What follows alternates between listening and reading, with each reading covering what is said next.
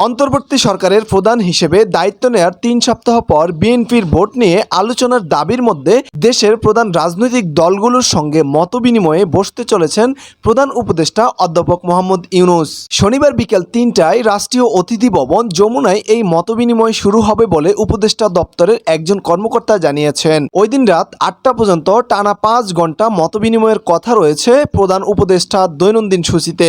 এর আগে বৃহস্পতিবার দেশ সংস্কার প্রসঙ্গে রাজনৈতিক দলগুলোর কাছ থেকে প্রস্তাব আহ্বান করে অন্তর্বর্তী সরকার। পরিবেশ ও বন উপদেষ্টা সৈয়দা রিজওয়ানা হাসান বলেন, আমরা রাজনৈতিক দলগুলোর সঙ্গে আলাপ আলোচনার প্রক্রিয়া চালু রাখব। তাদের কাছ থেকে সংস্কার প্রস্তাব যা আসবে সেগুলো গ্রহণ করব। সেই ব্যাপারে একটি পদ্ধতি বিষয়ের কথা হয়েছে। বর্তমানে দেশে ৪৫টি নিবন্ধিত রাজনৈতিক দল রয়েছে। এর বাইরে আলোচিত জামায়াতে ইসলামী সহ অনেক দলই নিবন্ধনের বাইরে থেকে রাজনীতির মাঠে সক্রিয় রয়েছে। গত ৫ আগস্ট আওয়ামী লীগ সরকার পতনের ৩ দিন পর ৮ই আগস্ট অন্তর্বর্তী সরকারের দায়িত্ব বুঝে নেয় মোহাম্মদ ইউনূসের নেতৃত্বাধীন উপদেষ্টা পরিষদ। আওয়ামী লীগকে বাদ রেখে অন্যান্য দল ও সেনাবাহিনীর আলোচনা করে এই সরকার গঠনের সিদ্ধান্ত নেয়। প্রধান রাজনৈতিক দল বিএনপির পক্ষ থেকে এই সরকারকে স্বাগত জানানো হলেও গত ২৪শে আগস্ট থেকে দলের মহাসচিব মির্জা ফখরুল ইসলাম আলমগীর নির্বাচন প্রশ্নে অতি দ্রুত সংলাপের দাবি জানিয়েছিলেন।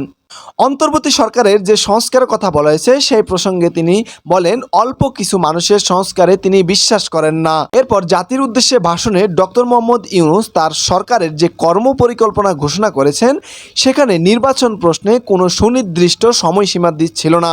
তাতে হতাশা প্রকাশ করে ফখরুল বলেছেন, তাদের প্রত্যাশা ছিল মোহাম্মদ ইউনূস নির্বাচন নিয়ে একটি রোডম্যাপ ঘোষণা করবেন। ফখরুল ছাড়াও দেশকে আবার গণতান্ত্রিক পদ্ধতিতে ফেরাতে দ্রুত রাজনৈতিক দলগুলোর সঙ্গে সংলাপে বসতে অন্তর্বর্তী সরকারের প্রতি আহ্বান রাখেন বিএনপির ভাইস চেয়ারম্যান হাফিজ উদ্দিন আহমেদ। এর মধ্যে বৃহস্পতিবার যমুনায় আলোচনার জন্য প্রধান উপদেষ্টার ডাক পান বিএনপির নেতারা। সেখানে সোয়া ১ ঘন্টা বৈঠক শেষে বেরিয়ে বিএনপির মহাসচিব মির্জা ফখরুল ইসলাম আলমগীর বলেন, তাদের মধ্যে অত্যন্ত ফলপ্রসূ আলোচনা হয়েছে। এই পরিস্থিতিতে এবার রাজনৈতিক দলগুলোর সঙ্গে মতবিনিময়ের উদ্যোগ নিল ইউনূস নেতৃত্বাধীন সরকার। এই বিষয়ে যোগাযোগ করা হলে বাংলাদেশের কমিউনিস্ট পার্টির সাধারণ সম্পাদক রুহিন হোসেন প্রিন্স জানান, আমরা তো অবশ্যই এই মতবিনিময়ে অংশ নেব। আমরা আমাদের কথাগুলো বলবো। সাংবিধানিক প্রতিষ্ঠানগুলোর সংস্কার এবং নির্বাচন ব্যবস্থার সংস্কারের আলোচনা শুরু করতে হবে। এই সরকার কোন কোন কাজগুলো করতে পারবে, সেই কাজ করার জন্য কতদিন সময় প্রয়োজন হবে তা আলোচনার মধ্যেই ঠিক হবে বলে জানান তিনি।